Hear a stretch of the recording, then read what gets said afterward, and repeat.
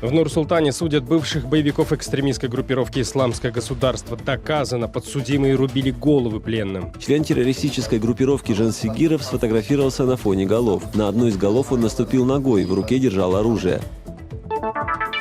В Узбекистане вводят цензуру в сети. Согласно новым правилам, блогеры и СМИ в течение 24 часов должны удалять не понравившийся агентству информации и массовых коммуникаций материал. Информация, противоречащая законодательству, она может обернуться просто настоящей цензурой. Это может быть просто какие-то негативные критические материалы. Кыргызстанские власти хотят пересадить госчиновников на электромобили. Как это сделать в условиях полного отсутствия инфраструктуры, непонятно. Нужна хоть какая-то инфраструктура, где люди могли бы заряжаться. Второй вопрос, как я буду ездить на Искуль. В прямом эфире информационная программа «Настоящее время. Азия». В бишкекской студии я, Шавкат Тургаев. Здравствуйте. В Нур-Султане судят 14 вернувшихся из Сирии казахстанцев. По версии следствия, все они являются бывшими боевиками экстремистской группировки «Исламское государство». Подсудимые ранее были возвращены в рамках спецоперации казахстанских властей «Жусан». Сегодня прокурор зачитал поистине шокирующие детали дела. О них расскажет Шолпан Розбекова. Судебный процесс по делу возвращенных из Сирии казахстанцев проходит в открытом режиме на территории одной из колоний в Нур-Султане. По данному делу проходят 14 фигурантов, но на скамье подсудимых находятся только 13. Одного подозреваемого допрашивали в режиме онлайн из больницы. В Казахстан его доставили с ранением. По словам его адвоката, он все еще находится в тяжелом состоянии. Состояние Эткалиева очень тяжелое. Нижняя часть его тела парализована. Он не ходит. Из его тела еще не извлекли все осколки, не вытащили. Какое бы преступление человек не совершил, у него есть права. Мы просили его присутствия на суде, но эти права нарушаются. Судебный процесс начался в 10 утра и затянулся до вечера. Журналистов в зал заседаний не пустили. Наблюдать за процессом им пришлось через мониторы в соседних кабинетах. Распорядители объяснили это соображениями безопасности. На скамье, по версии следствия, бывшие боевики. 13 подсудимых за пуленепробиваемым стеклом вели себя неагрессивно. Вину свою признали, но отметили, что только частично. У каждого из них были свои объяснения. В деле говорится, что я снимал на видео, агитировал людей. Это неправда. С этой статьей я не согласен. Я не занимался агитацией и вербовкой. Согласен только с участием. Мне отец говорил, что надо участвовать. Это мне будет засчитано. Поэтому я и участвовал. Вынужденно. Есть статьи, с которыми я согласен, есть статьи, с которыми не согласен. Но это потом. Первый же день процесса шокировал подробностями дела, которое озвучил прокурор по обвинительному акту. Следствие доказало, что подсудимые отрезали головы захваченным в плен людям. Все они, с точки зрения экстремистов, были кафирами, то есть неверными. Впоследствии отрезанные головы оставлялись на улицах захваченных населенных пунктов на 7 дней, чтобы вселить страх в местных жителей. Один из 14 подсудимых даже сфотографировался на фоне убитых и распространил эти кадры в социальных сетях. Вот что заявил прокурор Мурат Идиль. После вооруженного столкновения в сирийских городах, в то время, когда члены исламского государства потерпели поражение, сторонники отрезали головы 4 людям, которых они считали кафирами, иноверцами. Они оставили эти головы на улицах на 7 дней, чтобы вселить страх в местных жителей. Член террористической группировки Жансигиров сфотографировался на фоне голов. На одну из голов он наступил ногой, в руке держал оружие. Фотография распространилась в интернете. Родные подсудимых пока никак не комментируют происходящее. Говорят, что пока в силах только наблюдать за судебным процессом. А с какого года он там находился? Подсудимым предъявлено обвинение в участии в террористической деятельности, вербовке и пропаганде терроризма, а также совершении иных тяжких преступлений. Напомню, операция «Жусан» проводилась в несколько этапов. В итоге сотрудники Комитета национальной безопасности совместно с другими госструктурами вернул из Сирии 595 казахстанских граждан. Среди них было более 400 детей, 10 мужчин и 5 женщин. Из числа возвращенных уже приговорены к разным срокам лишения свободы. Шолпан Розбекова, Ганизат Оспанов и Павел Ингельгард. Настоящее время. Азия, Казахстан. Двух этнических казахов, которые ранее заявили о побеге из китайского Синьцзяня, выдворили в СИЗО. Об этом сообщила их адвокат Ляззат Ахатова. Кастера Мусаханулы и Мурагира Алимулы подозревают в незаконном пересечении государственной границы. По словам их адвоката, внеплановое заседание суда состоялось в городе Зайсан. Изначально суд назначили на понедельник, 21 октября, однако провели его на день раньше с участием госадвоката по назначению. Для Ахатовой это стало полной неожиданностью, поскольку ее об этом не предупредили. Председатель суда аргументировал решение тем, что избрание меры пресечения должно быть принято не позднее 48 часов с момента фактического задержания. Ляззат Ахатова содержание по страже своих подзащитных считает слишком суровой мерой пресечения. Пересечение границы само по себе относится к преступлению средней тяжести, а взятие их под стражу на 2 месяца – это тяжелое наказание. Мы все это должны были озвучить на суде, где рассматривалась мера пресечения. Но это не приняли во внимание на суде, и решение было односторонним. Об этом я написала в апелляционной жалобе в областной суд. Оказывается, их взяли под стражу, пока я была в дороге. Я напомню, Кастер Мусаханулы и Мурагер Алимулы заявили, что 6 октября перешли казахско-китайскую границу в Восточно-Казахстанской области и прибыли в Алматы и попросили убежище. В эти минуты в Сочи продолжается встреча президента России Владимира Путина и турецкого лидера Реджепа Таипа Эрдогана. Вместо запланированных 2 часов главы государств общаются уже более 5. Переговоры Путина и Эрдогана проходят на фоне обострившегося в последние дни сирийского кризиса. Еще перед началом официальной встречи Путин назвал обстановку в этой стране сложной и выразил надежду на то, что уровень российско-турецких отношений сыграет свою роль в урегулировании спорных вопросов. Президент Сирии Башар Асад обвинил официальную Анкару в желании занять северную часть сирийской территории и похитить ее природные богатства. Эрдоган, в свою очередь, настаивает на полном выводе курдских формирований с подконтрольных сирийским войскам территорий. Официальные итоги переговоров появятся позднее. Президент Турции Реджеп Эрдоган заявил, что если США не выполнят своих обещаний, Турция продолжит наступление на сирийских курдов. А в Вашингтоне отметили, что готовы к военной операции против Турции, рассказывает Александр Касаткин. Госсекретарь США Майк Помпео заявил, что президент США готов к военным действиям против Турции, однако предпочитает дипломатические пути. Сам Дональд Трамп рассказал, что хочет оставить в Сирии только несколько сотен американских солдат для охраны нефтехранилищ. Теперь, что касается ИГИЛ. Когда я вступил в должность в ноябре 2016 года, ИГИЛ было повсюду. Я один, именно я и моя администрация работали с другими силами, включая курдов. Именно мы захватили всех этих людей, о которых вы говорите сейчас, потому что президент Обама устроил бардак. Я тот, кто знает об этом больше, чем вы или какие-то другие люди, или фальшивые эксперты. 5 дней назад Соединенные Штаты и Турция достигли соглашения о приостановке операции «Источник мира». Курдские отряды, входящие в коалицию силы демократической Сирии, должны покинуть район пограничной зоны безопасности. Ее пытается создать на сирийской территории Турция, которая считает курдские формирования террористическими. Согласно информации, которую я получил от моего министра обороны, около 800 курдских бойцов уже выведены. Всего уйдут около 1300. Они продолжают выходить. Они подтвердили, что уйдут. Мы следим за этим. Как передает сирийское агентство САНА, Башар Асад сегодня побывал на линии фронта в провинции Идлиб и там обвинил турецкого коллегу в экспансии. Президент Турции украл у Сирии ее нефть и пшеницу, а также вывез заводы из Алеппо. А теперь Эрдоган хочет похитить часть сирийской земли с ее природными богатствами. За время войны в Сирии в Турцию сбежали около 3 миллионов сирийцев. Анкара заявляет, что планирует вернуть 2 миллиона беженцев после создания приграничной зоны безопасности. При этом только с момента начала турецкой операции еще более 160 тысяч человек были вынуждены покинуть свои дома. Теперь будущее исчезло, мы потеряли наше будущее. Год учебы в колледже потерян, я была вынуждена сбежать, чтобы спасти мою мать и детей. Министр обороны ФРГ Аннегрет Крамп-Карренбауэр в интервью газете Süddeutsche Zeitung предложила вариант решения конфликта. Она считает, что можно создать зону безопасности под международным контролем с участием Турции и России. Александр Касаткин, «Настоящее время». Агентство информации и массовых коммуникаций Узбекистана, которое находится в непосредственном подчинении президенту страны, хотят наделить полномочием контролировать не только контент местных СМИ, но и комментарии местных интернет-пользователей под их публикациями во всемирной паутине.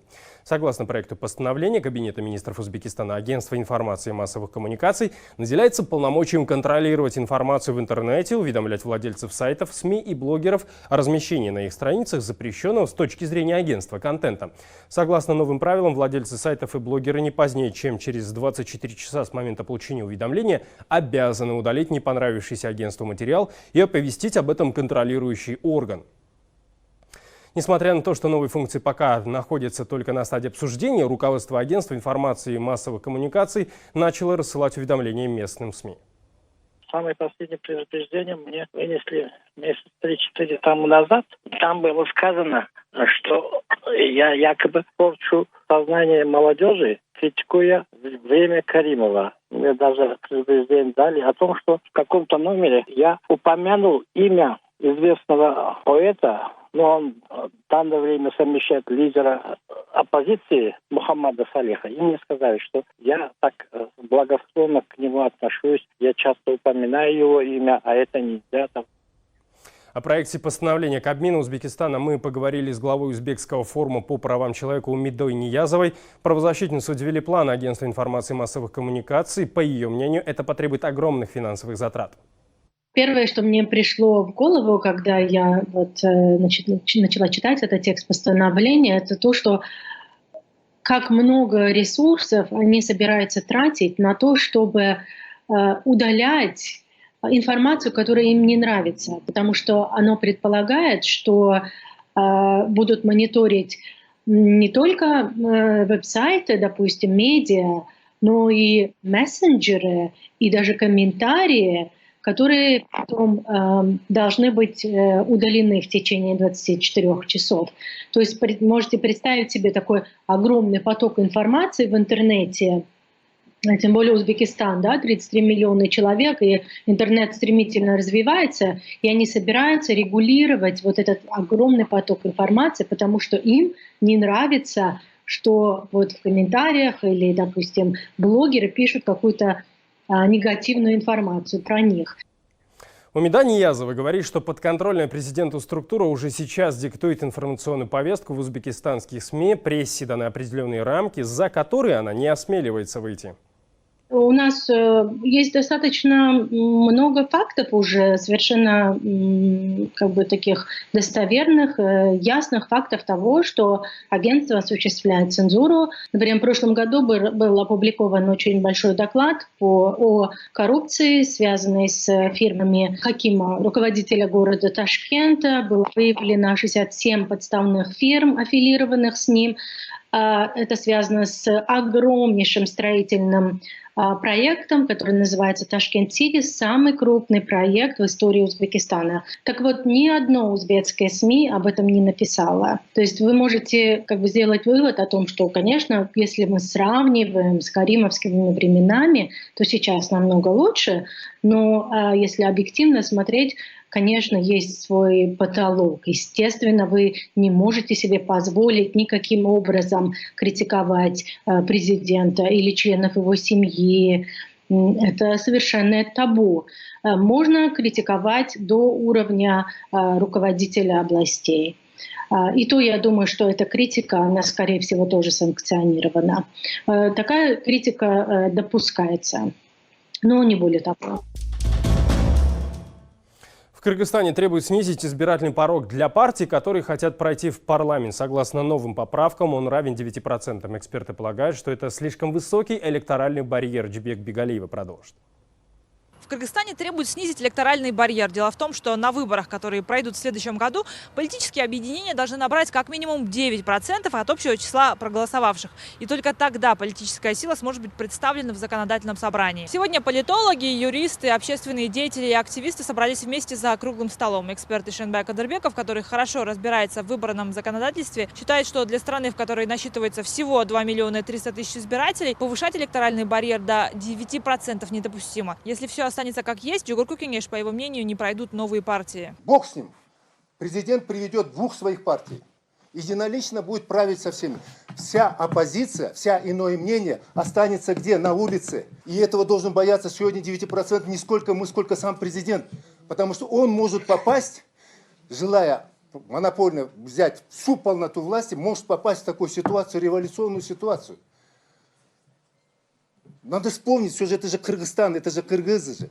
Кадырбеков, который, кстати, после одной из кыргызских революций 2 дня одновременно исполнял должности президента и премьера, полагает, что каждый раз волнения начинались именно после того, как власть брала парламент полностью под свой контроль. Сейчас избирательный порог для партий, которые хотят получить депутатские мандаты, составляет 7%. Некоторые участники предлагают убрать и этот ценз. будет правильно, если у всех будут равные возможности, особенно для новых, молодых партий, так как у них нет таких административных или финансовых рычагов. И все-таки, как сами депутаты сегодня признали, это наследие указания аппарата президента Атамбаева.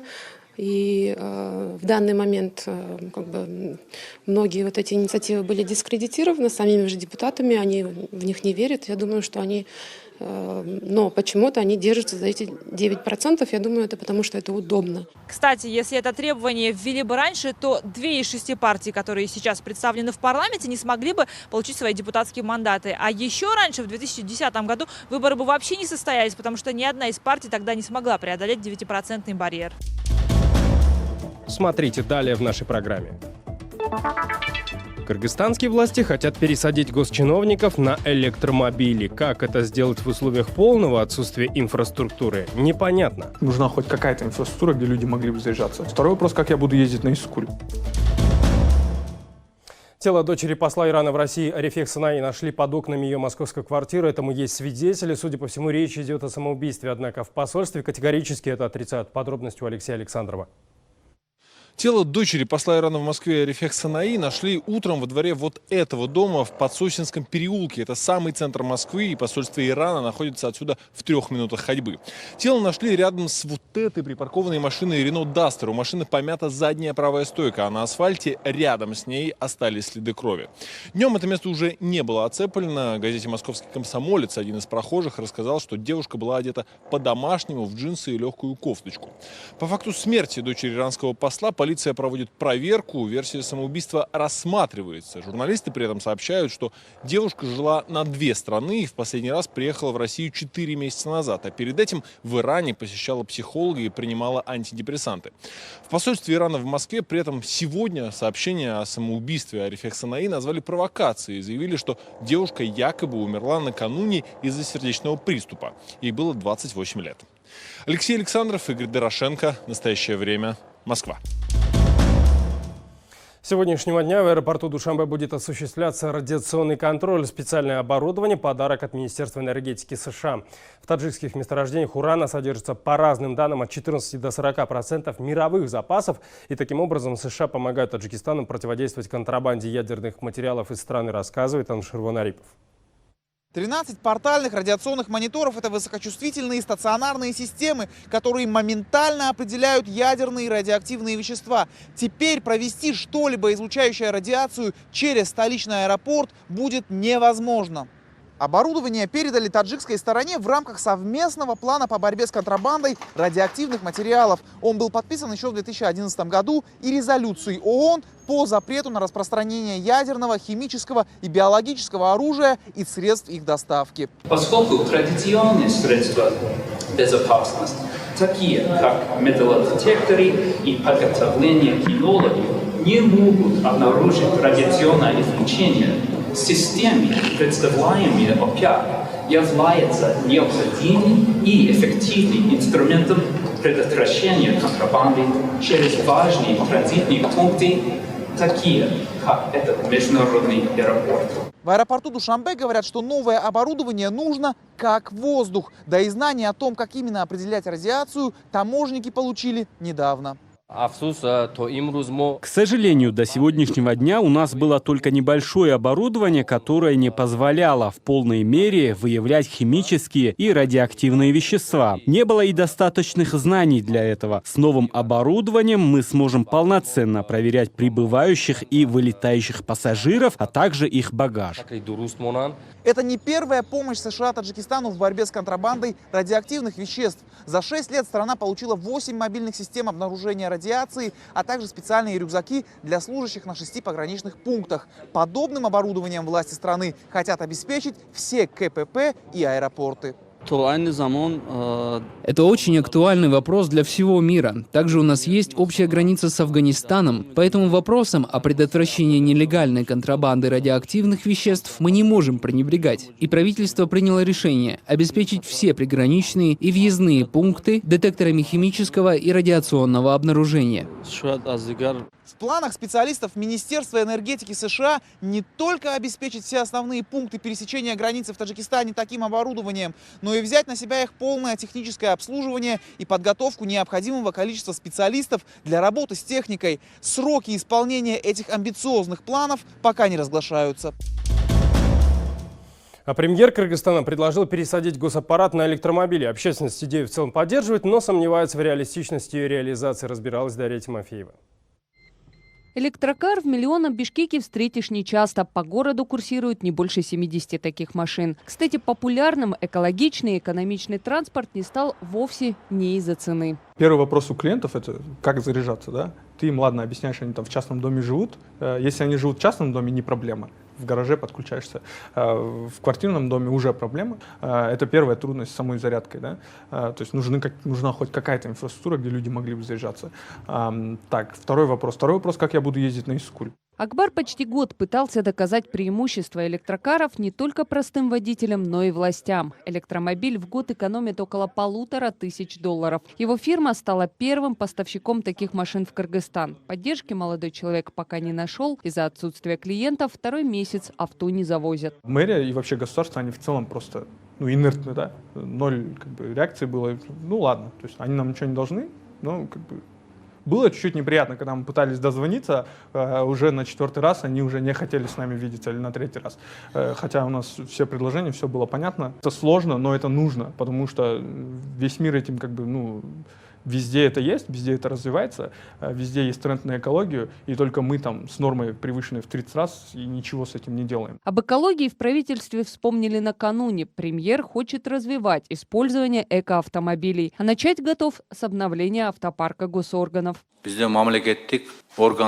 Госорганы должны стать примером. Нужно разработать программу автопарка ведомств на электромобили без выделения дополнительных средств из бюджета. Точных планов популяризации электроавтомобилей пока нет, но выгоду в Кабмине уже посчитали. Это не только развитие бизнеса, улучшение экологии, но и вполне ощутимые дивиденды от международных доноров. Переходя на электромобили, переходя на гибриды, мы открываем для себя возможность получения десятков, а может и сотен миллионов долларов из этих фондов. Потому что мы на деле придерживаемся принципов, которые объявлены в этом Парижском соглашении по климату. То есть лишних денег у нас в стране нету, а если эти деньги идут во благо народа, то бишь они экологичны и создают новые рабочие места, то, наверное, это было бы хорошо.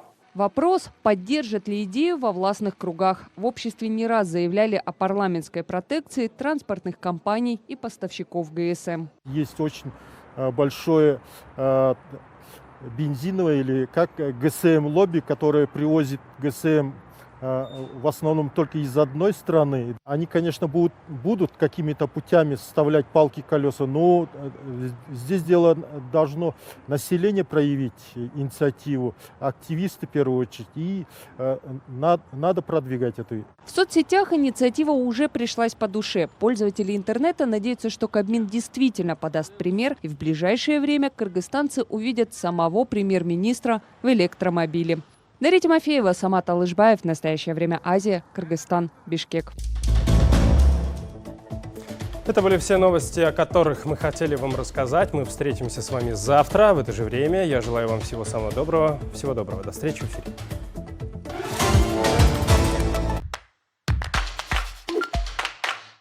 Мобильное приложение «Настоящее время» на ваших телефонах, планшетах и смарт-ТВ. Видеоновости, прямой эфир, программы и сюжеты телеканала «Настоящее время» в удобной для вас форме на ваших любимых девайсах. Переход с маленького экрана на большой и обратно без задержек и сложностей. Дополнительные видео специально для пользователей приложения, которые не увидят зрители в телеэфире. Приложение «Настоящее время» больше, чем телевидение. Его обнадеживающая, доступная эстетика и богатые цвета сделали его одним из самых любимых и почитаемых фотографов современности. Он неутомимый путешественник, но помимо этого он еще и рассказчик, который смотрит на мир глазами своих героев и погружается в их жизнь, в их истории, трагедии и дилеммы. Мои снимки 11 сентября рассказывают историю, передают, как все было.